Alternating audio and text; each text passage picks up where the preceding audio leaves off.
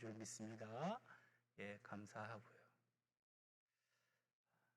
아까도 말씀드렸듯이 오늘은 현충일이자 주일입니다. 호국 선조들의 희생으로 오늘날 이 나라가 잘 있을 수 있었고 또 우리가 이 땅에 살 수 있었음을 믿습니다.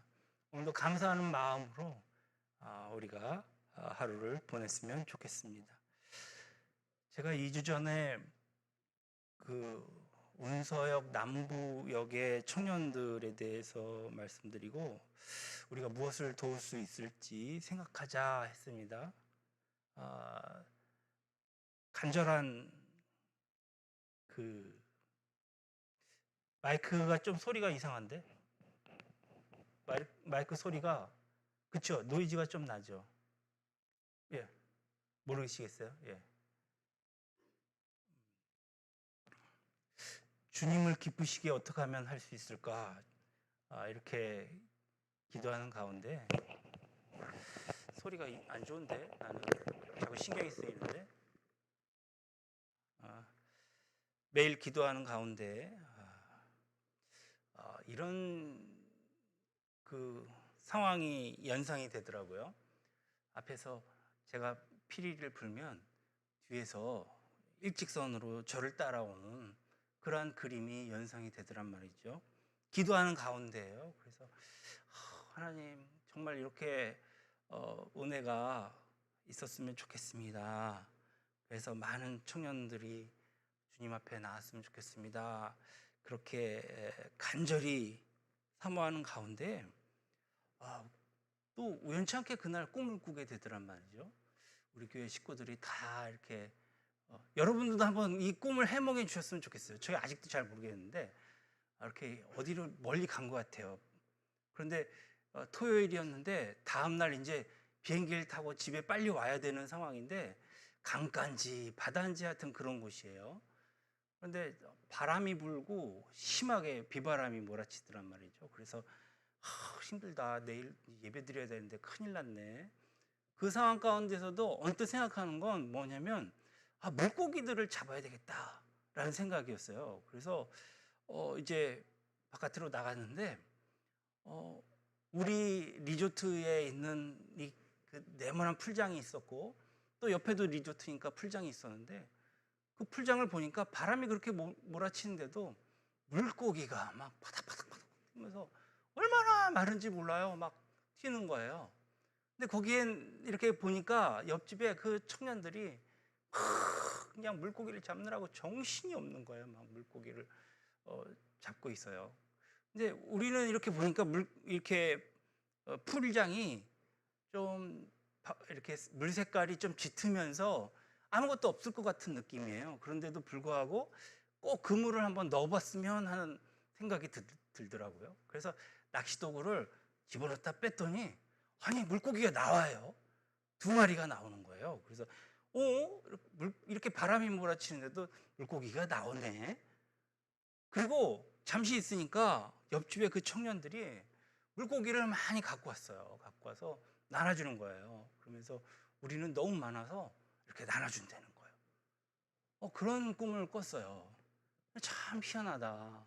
하나님 앞에 간절히 사모하는 마음으로 주님을 어떻게 하면 기쁘게 할 수 있을까 하는 갈망 가운데에서 기도하니 하나님의 꿈에서 이런 식으로라도 보여주시는구나 라는 생각을 했어요. 그리고 나서 또 다음날 아침에 기도를 하는데 하나님 제가 궁금한 게 있어요. 그 피리는 도대체 뭔가요? 피리가 참 중요할 것 같더란 말이죠. 피리를 잘 불면 그러면 정말 사람들이 많이 그 소리를 듣고 쫓아올 텐데 그 피리가 뭐예요? 계속 모르니까 제 마음에 이런 응답이 오더란 말이죠. 그 피리는 말씀이란다. 그래서 말씀을 전할 때에 하나님께서 이 사람들이 흥미를 갖고 이렇게 쫓아와서 교회로 들어오는 거구나라는 생각을 했습니다. 뭐 앞뒤가 뭐 이렇게 좀 잘 안 맞는 꿈이라도 우리가 언뜻 생각하기에는 참 좋은 꿈이 아니었나라는 생각을 했습니다. 오늘 본문의 말씀은 우리가 정말 평생에 수십 번 아니 수백 번을 듣기도 하고 말씀을 많이 전하기도 했던 그러한 내용입니다. 그래서 오늘 정말 우리에게 어, 이 말씀을 다시 한번 주시는 것은 우리로 하여금 성령 충만하기를 원하시는구나라는 생각을 해보았습니다. 사도행전 2장부터 4장까지는 어떻게 보면 초대교회의 신혼기라고 생각할 수 있습니다. 당시의 교회의 모습을 통해서 우리는 그야말로 이상적인 교회 모델을 볼 수 있습니다. 이상적이라는 의미는 성도의 수가 특별히 많다거나 역사와 전통이 빛난다는 그런 의미가 아닙니다. 교회 내에서 불순물이 없었다는 뜻입니다. 그러니까 초대교회는 신앙도 순수하고 교회 구조도 순수했으며 무엇보다도 그 안에 신실한 성령의 역사가 흘러넘치는 것을 볼 수 있습니다. 초대교회의 이상적인 모습이 언제까지 지속되었는지는 정확하게 알 수 없습니다. 5장을 거치며 예루살렘 교회 전체가 시련을 당하는 때까지 줄잡아서 한 1년 미만 정도가 아닐까 추측할 뿐입니다. 어쨌든 이 짧은 기간에 참 놀라울 정도의 순수한 교회상이 그려지고 있습니다. 이때의 모습을 초대교회의 원형으로 결정짓는 요소는 무엇인가 하면은 바로 그 물음에 서슴지 않고 성령 충만함이다 라고 답하고 있습니다. 성령 충만은 초대교회를 이해하는 유일한 열쇠이지요. 그래서 사도행전 2장 4절에는 그들이 다 성령 충만함을 받고 성령이 말하게 하심을 따라 다른 언어들로 말하기를 시작하니라. 그러니까 바로 여기서부터 사도행전 교회가 세상의 모습을 드러냅니다. 성령 충만하여서 모인 무리가 성령이 말하게 하심을 따라 다른 방언으로 이야기를 하며 하나님의 크신 일을 나타냈고 예수 그리스도가 다시 살아난 것을 온 천하에 전하고 있습니다.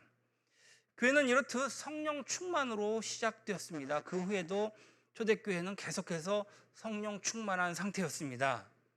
산헤드린 공원 앞에 베드로와 요한이 섰을 때에 비록 겉보기에는 모든 면에서 열세였지만 하나님은 그들이 성령으로 충만하게 하시고 담대하게 말하게 해 주셨습니다. 또 무리가 함께 하나님 앞에 간절히 기도할 때도 그랬습니다. 세상이 하나님의 복음을 전하지 못하도록 위협하고 핍박했지만 담대하게 말씀을 전할 수 있도록 능력을 달라고 빌기를 마치자마자 모인 곳이 진동하고 그리고 그곳에 있던 무리가 다 성령으로 충만함을 받게 된 것입니다. 성령 충만이라는 특별한 용어는 사도행전에서 특히 4장에서 3번이나 연속해서 반복되고 있습니다. 성령 충만이란 무엇일까요? 우리가 어떻게 생각할 때 오순절날 불의 혀가 머리 위에서 갈라지는 신기한 역사를 성령 충만이다. 그렇게 말할 수도 있겠죠. 그렇게 말할까요? 아니면 기도 마친 후에 막 건물이 흔들리는 역사를 성령 충만이라고 말합니까?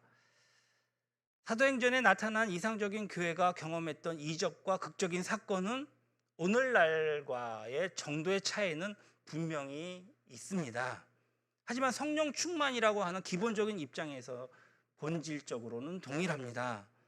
성령 충만은 무엇일까요? 성령 충만은 바로 사로잡힘입니다.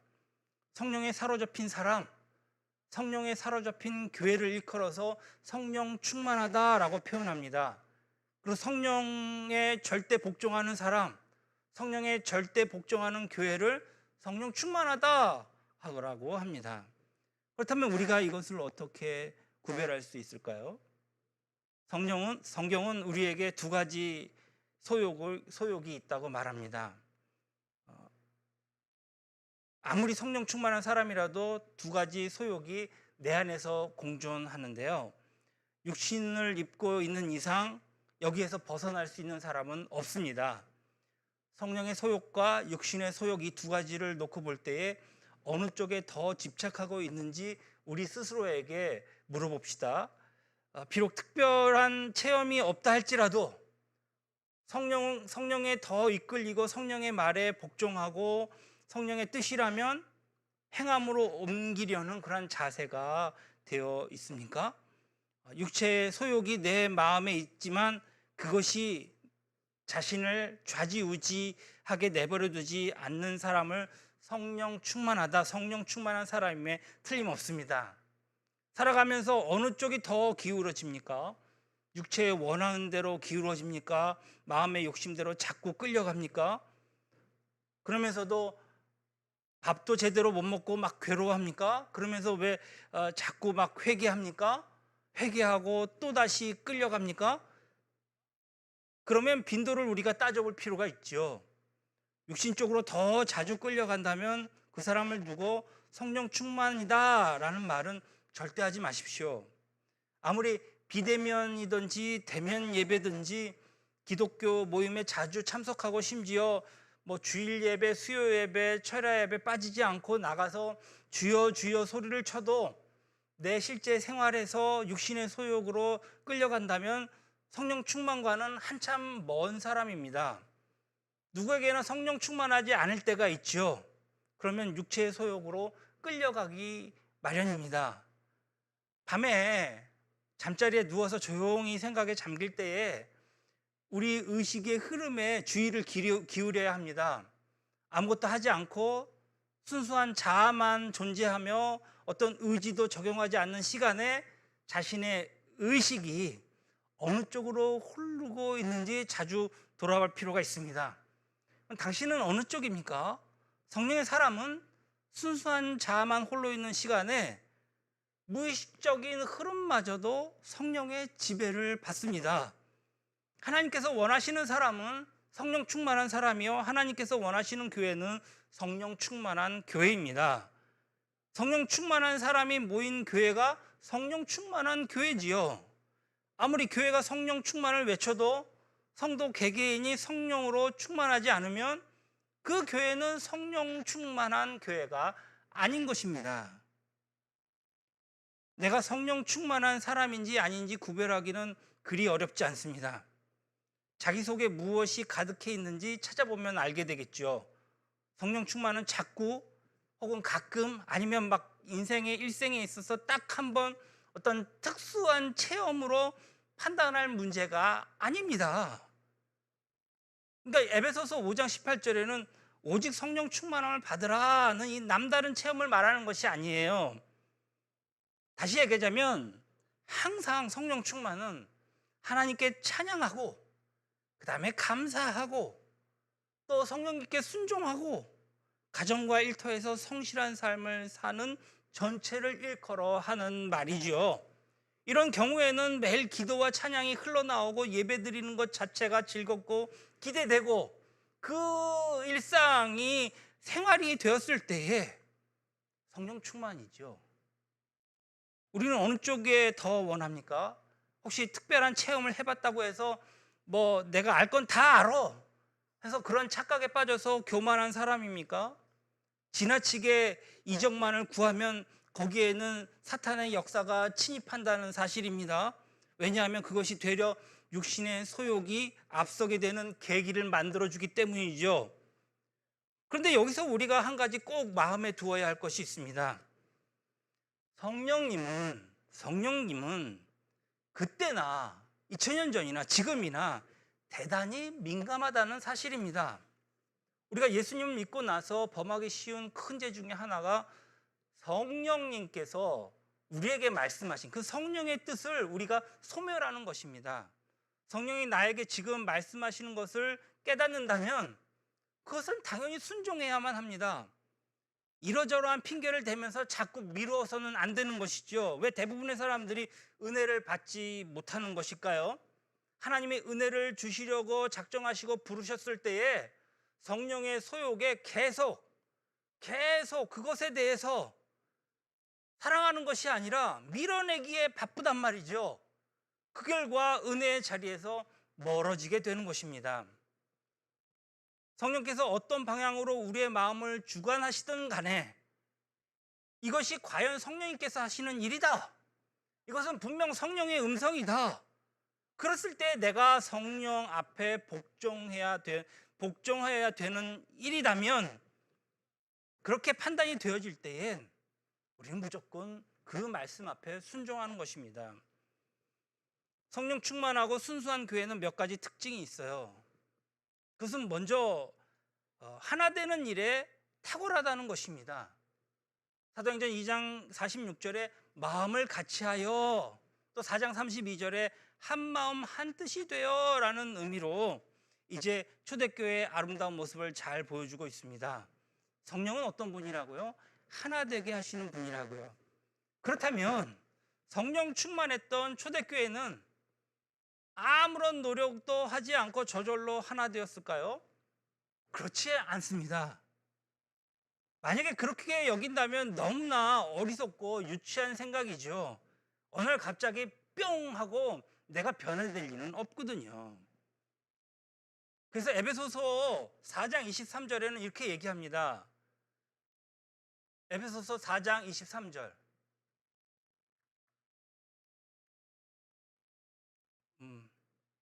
2절로 3절.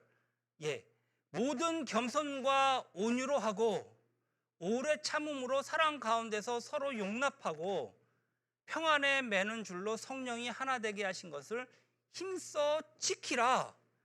성령이 하나 되게 하심을 원하는 사람은 먼저 무엇보다도 겸손해야 하고, 그 다음에 온유해야 하며 오래 참아야 한다. 그리고 서로 용납해야 한다. 네 가지가 하나 되기 위해 힘써 지켜야 할 기본적인 원칙이란 말이죠. 교회 안에서 성령이 하나 되게 하시는 일을 자꾸 방해하는 사람이 있다면 이미 성령 충만해서 떠났다고 봐야 맞습니다. 하나 되기 위한 어떤 노력이 없는 사람은 그 사람이 아무리 잘났건 못났건, 아무리 많은 기도를 하건, 기발난 생각을 갖고 있건, 열심을 갖고 있건, 그거 아무것도 없어요. 성령의 뜻을 잘 알지도 못하고 거스리는 사람입니다. 그 사람은. 왜냐하면 성령은 교회가 하나 되기를 원하시기 때문입니다. 겸손하지 않으면 하나가 될 수 없습니다. 내가 다른 사람과의 관계에서 온유하지 않으면 안 되는 것이죠. 나와 다른 사람에 대해 오래 참는 그런 노력이 없어서는 안 됩니다. 사랑으로 덮어주고 용납하는 마음이 없으면 안 된다는 말입니다. 이와 같은 노력이 없이는 하나가 될 수 없습니다. 교회가 갖가지 좋은 구실을 들어서 싸우고 파벌을 맞는다 할지라도 그 구실이 성령의 역사를 앞지를 수는 없습니다. 아무리 핑계가 많고 정당성이 있다 할지라도 서로 물어뜯고 싸우는 그런 내막 그대로 폭로될 때에 그 교회가 얼마나 비참합니까? 저는 55년을 살면서 신앙생활 하면서 그런 일을 수도 없이 봤습니다. 아무리 겉으로 부흥하는 것 같고 모일 때마다 성령의 강한 역사가 있는 듯해 보여도 관계의 밑바닥에 이미 금이가 있다면 사탄은 그 틈을 노려서 교회를 어지럽게 하고 성령의 은혜를 전부 앗아가 버릴 것입니다. 우리가 하나 되게 하시는 성령의 뜻을 거스리는 죄를 범하고 있는지 우리 스스로 분별할 줄 알아야 합니다. 혹시 과거에 그런 예를 내가 저지른 장본이 아닌가도 생각해 봐야 합니다. 성령께서 교회를 통해서 하고 싶은 일이 무엇일까요? 아주 중요한 일들은 무엇입니까? 그것은 복음의 증인이 되어서 대부흥을 일으키는 일입니다. 성령 충만한 교회는 무엇보다도 담대한 증인이 됩니다. 사도들은 큰 권능으로 예수 부활을 증거했고 성령 충만한 성도들도 복음을 전했습니다. 오늘날로 치면 목사, 평신도 그런 거 가리지 않고 교회 전체가 오로지 예수를 전하는 담대한 증인이 되었단 말입니다. 이와 같이 성령이 충만한 이상적인 교회는 성령에 순종하며 하나 되는 데에 적극적으로 노력하는 교회, 사랑으로 봉사하는 교회, 담대하게 복음을 증거하는 교회인 줄로 믿습니다. 예루살렘 교회가 대부흥을 일으켰어요. 어떻게 이런 엄청난 일이 가능했을까요? 예루살렘 교회에 임한 부흥의 요소를 세 가지로 볼 수 있습니다. 오늘 본문에 보니까 대부흥의 첫째 요소는 표적과 기사입니다. 하나님께서 굉장한 표적과 기사를 일으키셨습니다. 표적과 기사는 하나님이 어떤 목적, 곧 대부흥에 대해 특별히 허락하시는 것입니다.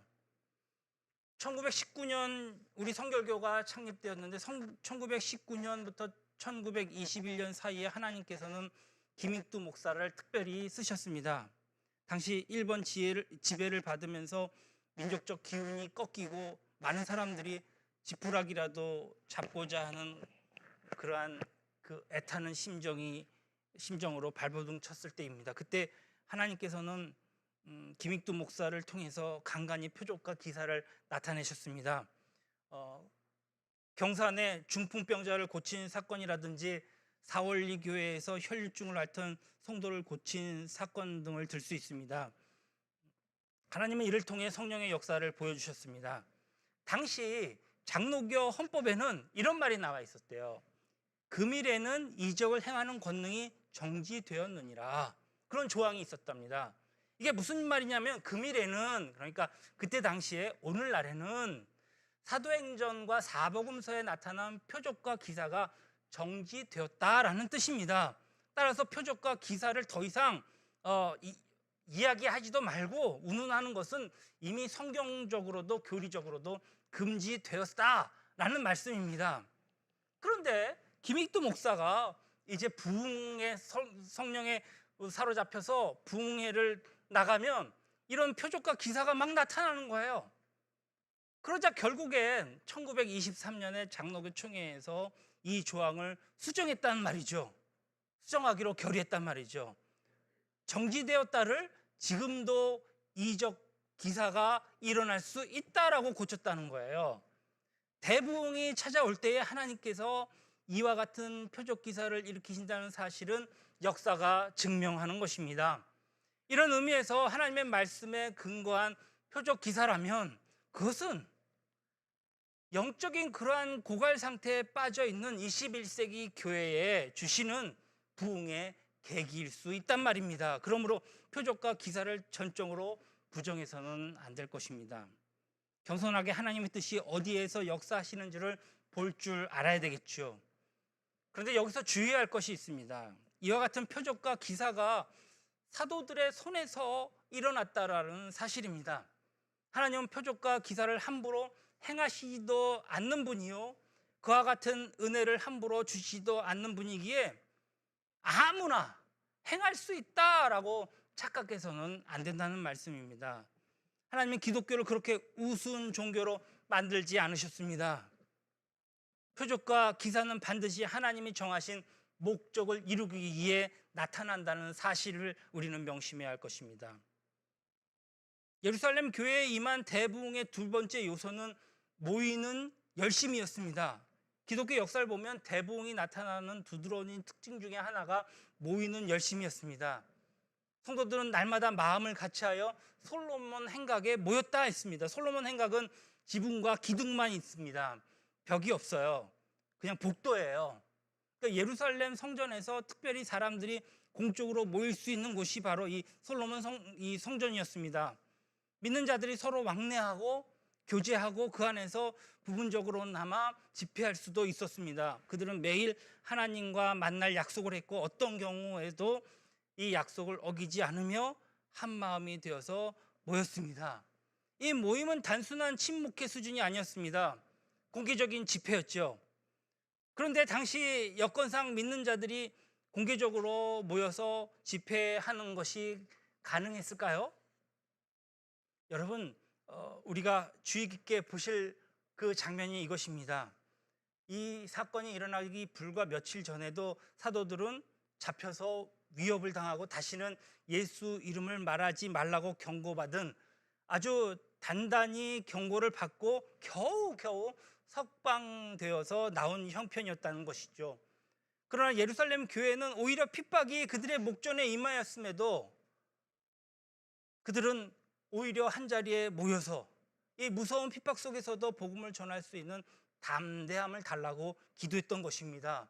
게다가 남들이 볼 수 없는 비밀 장소가 아니라 방금도 말씀드렸듯이 벽이 다 없는 공공장소인 솔로몬 행각에서, 그것도 대낮에 거의 날마다 모여서 정말 하나님께 부르짖으며 대단한 일을 했다라는 사실입니다. 웬만한 믿음 가지고 어림도 없는 일이겠죠. 오늘 5장 13절에 그 나머지는 감히 그들과 상종하는 사람이 없으나 백성이 칭송하더라 그랬습니다. 왜 상종하는 사람이 없었을까요? 사람들은 그 모임에 가담하면 언젠가 화를 당할 것을 알고 있었기 때문이죠. 무서운 핍박, 어쩌면 생명의 위협이 닥칠 수 있다는 것을 이미 세상 사람들은 다 알고 있었습니다. 그렇기 때문에 그들과 상종하지 못했습니다. 다른 사람들이 감히 접근도 못하는 상황에서 공공연히 솔로몬 행각에 모여서 하나님을 찬양했던 그 무리, 그들이야말로 하나님의 특별한 은혜를 입은 자들 아니겠습니까? 그들은 말씀을 사모했습니다. 그들은 성령의 능력이 무엇인지 알았습니다. 그리스도를 위해서라면 생명이라도 내어놓는 십자가를 질 각오를 한 사람들이었다는 말씀입니다. 부흥이 무엇일까요? 부흥은 모이는 열심입니다. 모이는 열심이요. 이제 코로나도 서서히 그 종말이 보여집니다. 조금 힘들더라도 조금만 우리가 힘냅시다.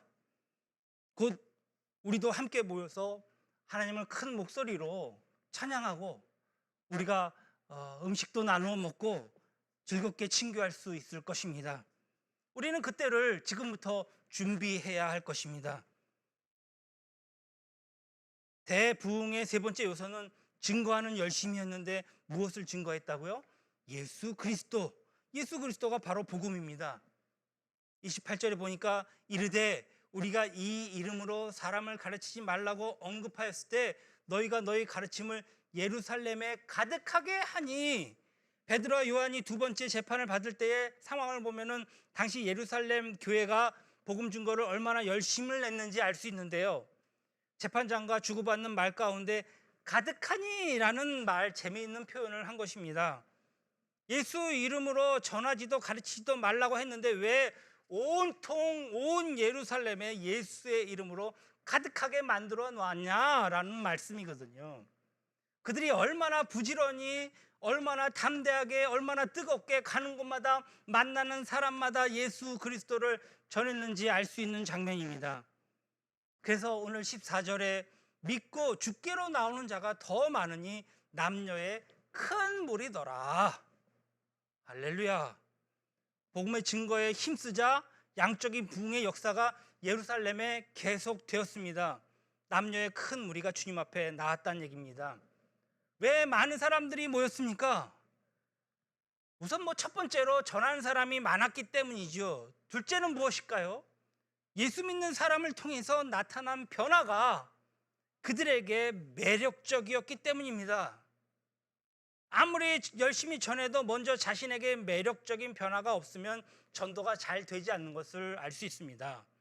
가정에서도 그렇지 않습니까? 가족에게 예수 믿자고 수년간 권해도 자신에게 나타나는 변화가 감동을 주지 못한다면 전도의 열매를 맺기란 어려운 일이거든요. 그러니까 예루살렘 성도들은 그 수가 비록 오늘날처럼 많지는 않았지만 세상 사람들이 볼 때에 그리스도의 제자로서 변화된 모습을 역력히 드러냈다는 것입니다. 그래서 그들과 가까이 하지 못하고 거리를 두었던 사람들까지도 그들을 칭송했다라고 하는 것입니다. 오늘 우리도, 우리의 교회도, 한국교회도 앞으로도 계속 세계를 향하여 복음을 증거해야 될 줄로 믿습니다. 말씀을 선포해야 하는 것입니다. 하나님 앞에 머리를 숙여 이런 기도해야 합니다.